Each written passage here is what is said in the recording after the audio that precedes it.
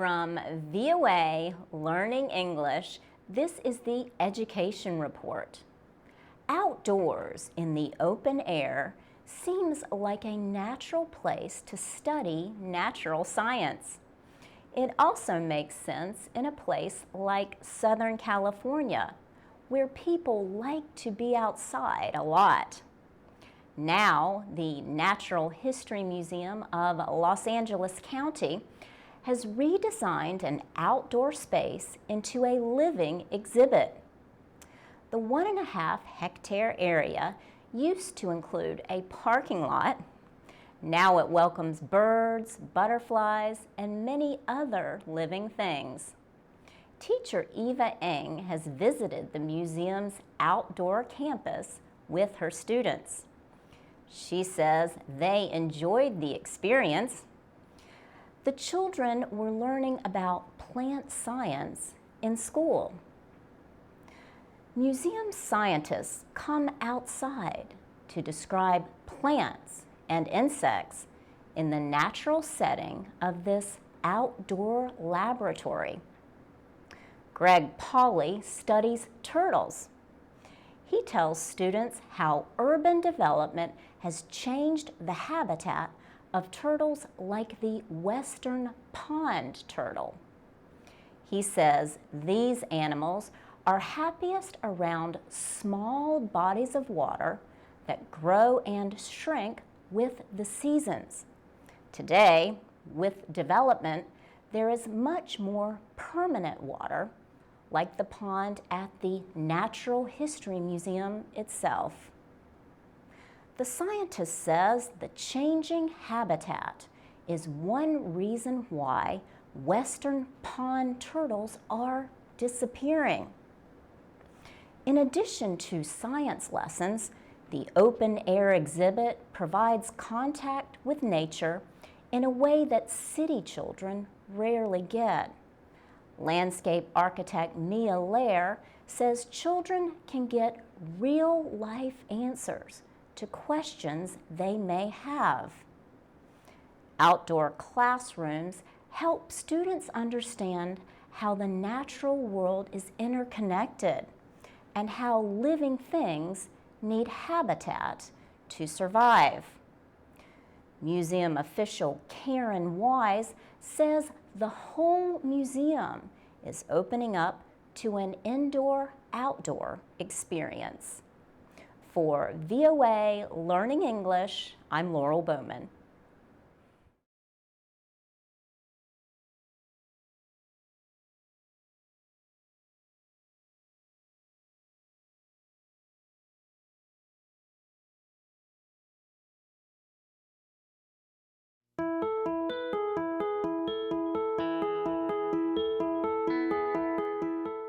From VOA Learning English, this is the Education Report. An unusual high school in Texas recently welcomed a special visitor. President Obama visited Manor New Technology High School near the city of Austin. The high school seeks to help prepare students to meet the increasing demand for technology workers. It has gained national recognition for focusing on student projects in so-called STEM subjects: science, technology, engineering, and mathematics. Manor New Technology has 332 students. 68% are from ethnic or racial minorities. 52% are from poor families. Across the country, students from poor families are more likely to have low educational levels and leave school. But the Texas school sent 97% of its graduates to college in 2011 and all of its graduates in 2012.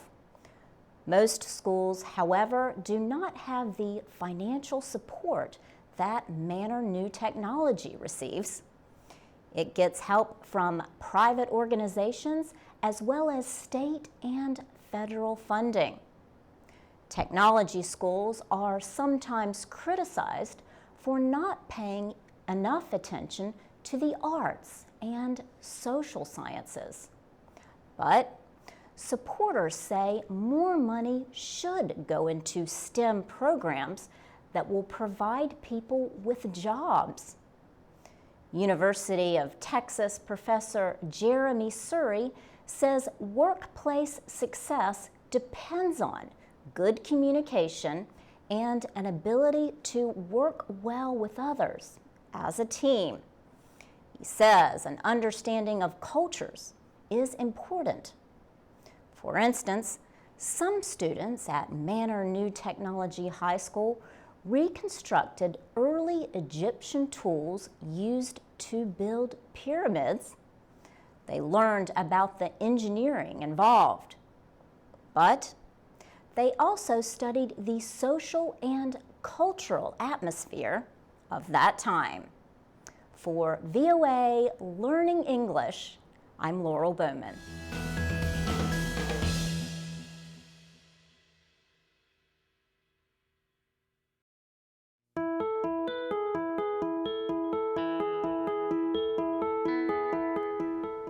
From VOA Learning English, this is the Economics Report.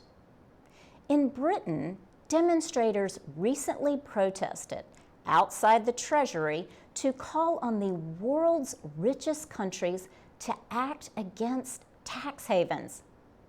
These are countries or territories that have low tax rates for businesses. Companies can place their profits in tax havens to avoid the higher tax rates of countries where they earned the income. An investigation found that tax havens cost Africa $38 billion every year in lost taxes. Former United Nations Secretary General Kofi Annan led the investigation. The demonstrators at Britain's Treasury called on Chancellor George Osborne to discuss the practice with finance ministers from other wealthy countries. Melanie Ward is with the Enough for Everyone If campaign. She said she believes many people in Britain and the world oppose such tax avoidance.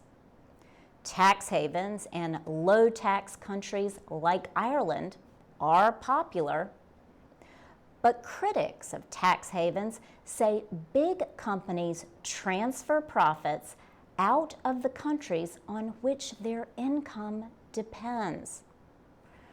Ronan Palan is a professor at City University, London. He says capital in some African countries is funding development in other parts of the world because of such transfers. The charity Action Aid says the brewing company SAB Miller uses a complex system of tax havens. It says this system moves profits out of the company's operations in developing countries like Ghana. SAB Miller denies any tax abuses. It says in 2010 it paid about $250 million in corporate taxes in India and sub-Saharan Africa. British Prime Minister David Cameron has promised to discuss the issue of tax havens at the G8 leaders meeting in June. For VOA Learning English, I'm Laurel Bowman.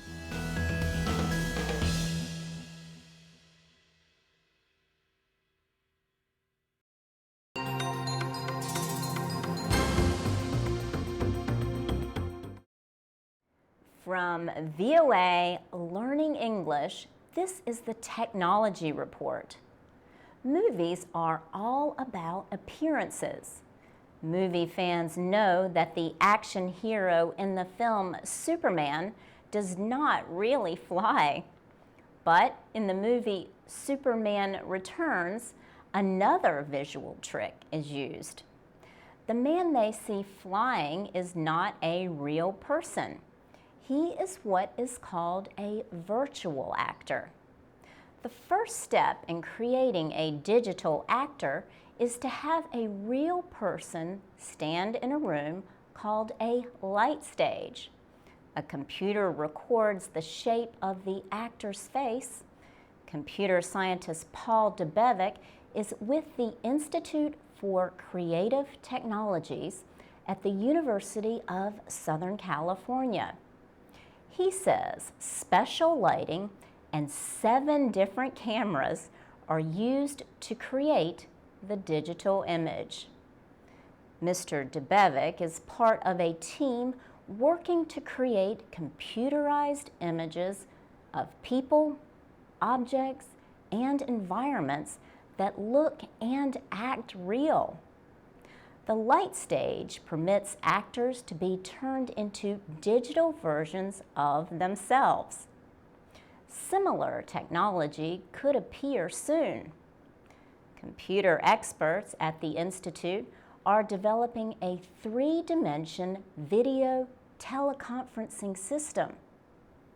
They hope to send a 3D video image of a person to a meeting room. The image would be able to work with the people in the room who would see it without special eyeglasses.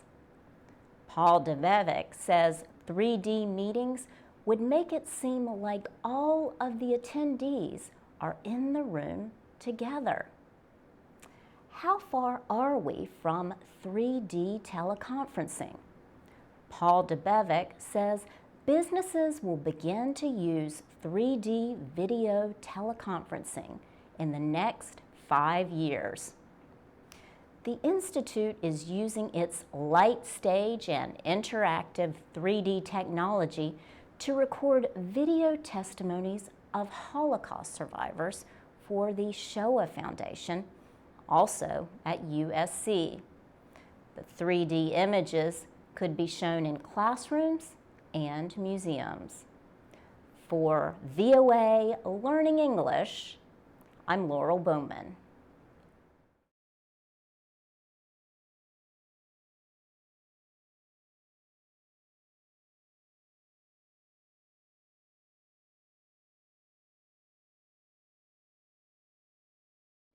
I'm Carolyn Persutti with the VOA Special English Education Report. The International Primary Curriculum is an idea that began in Britain 8 years ago. Today, this curriculum is taught in more than 1,000 primary schools in 58 countries, including the United States. Educator Martin Skelton co-wrote the International Primary Curriculum, or IPC. He says for children to learn and succeed, they need a program that permits them to learn individually. He says the idea with the curriculum is to help today's children become good citizens of the world and 21st century leaders. He says most of world problems are going to be solved internationally. No single country is going to solve the environment or terrorism. Mr. Skelton says the curriculum has activities built around the development of international mindedness, starting from the age of 5. The British American School of Los Angeles is one of a few American private schools that teach the International Primary Curriculum. 2nd grade teacher Allison Kerr says the main goal is to engage children in the learning process. This term, for example, her class is learning about people important in history. She says the children dressed like famous people. They had to research and bring 10 written clues and the rest of the class had to guess who the people were. The British school in Boston held a fair for students, and parents called around the world in a day. Emma Northey, head of primary learning at the school, says 51 nationalities were represented. She described one activity designed to teach about similarities among different cultures. She says the children were each given a passport. They knew that they were going around the world in a day. We said to them, "You have to come back with 2 similarities that you had seen between the different cultures." Even the 3-year-olds came back to me saying, "Gosh, you know everybody writes. Some people write going down. Some people write from left to right. Some from right to left." Another educator, Kate Foy of the British School in Washington, says the teacher's role is to enable students to discover for themselves. For VOA Special English, I'm Carolyn Persutti. Tell us if you have experience with the International Primary Curriculum and what you think of it. Share your comments at voaspecialenglish.com or on Facebook and Twitter at VOA Learning English. I'm Alex Villarreal with the VOA Special English Technology Report. A report by the Consumer Electronics Association says electronics were among the most popular gifts bought this holiday season. It also predicted that spending on these devices would set new records. The CEA said consumers were expected to spend an average of about $230 on electronics. This is 5% more than in 2009 and the highest level since the organization began keeping records of holiday spending. Jim Barry is a spokesman for the Consumer Electronics Association. He said the CEA study found that electronics represented 3 of the top 5 things on its holiday gift wish list in 2010. He said notebook computers are at the top, followed by iPads and then e-readers. iPad is a touchscreen tablet computer, and that's really the big player in that category. The computer company Apple began selling its small touchscreen computers in April. People use the touchscreen computers to surf the web, write emails, watch movies, and read books. Since the iPad's release, several other companies came out with their own tablet computers just in time for Christmas. A report from the eMarketer Research Group predicts that worldwide tablet sales will reach more than 81 million in 2012. Still, Jim Barry says these devices faced tough competition from another Christmas favorite. He said, "Another hot category right behind that are the e-readers. So you can read on an iPad or a touchscreen tablet, but the e-book readers are less expensive. The Kindle is the market leader there from Amazon. But you also have the Nook from Barnes & Noble and the e-reader from Sony." Jim Barry says modern technology is changing the way people relate and increasing their expectations for their electronic devices. He said, "It's really the ability to take your information and entertainment with you just about anywhere, to stay connected to your work and your family." The Consumer Electronics Association report found that iPod music players were also in high demand this holiday season. So were video game systems and digital cameras. But not all of the things on the holiday gift wish list involved electronics. The one thing that people wanted most, Jim Barry said, at the top of the list was peace and happiness. For VOA Special English, I'm Alex Villarreal.